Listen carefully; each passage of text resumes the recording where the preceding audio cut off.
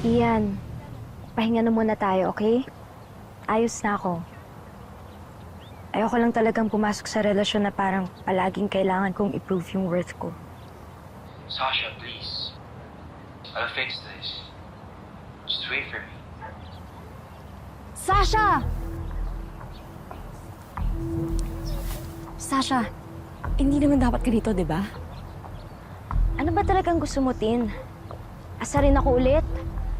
Sirain ulit mga plano namin, patunayan na mas close kayo ni Ian. Guess what? Sulong-sulo mo na siya. Sasha, gusto ko lang maintindihan mo na hindi ako galit sa'yo. Nagsiselos, oo, pero not romantically. Si Ian kasi yung comfort zone ko. Not even Janine. Sama ng ugali nun eh. I only talk to her kasi kailangan ko ng kausap since lagi mo nakasama si Ian. Sa totoo lang, I wanted you out kasi wala na akong kasama lagi. Naiinggit ako sa'yo. Pero once I saw na Ian was sad and mad, dun ko na-realize na mali pala yung ginawa ko.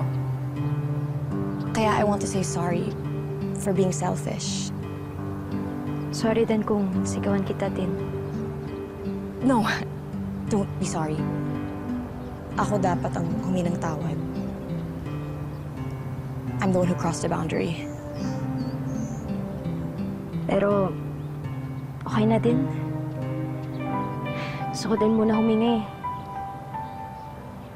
Nakakapagod kasi yung parang palaging may competition.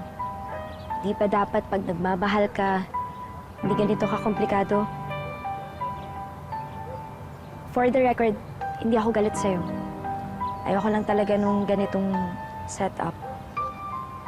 Ayoko din nung pakiramdam na ako yung other girl.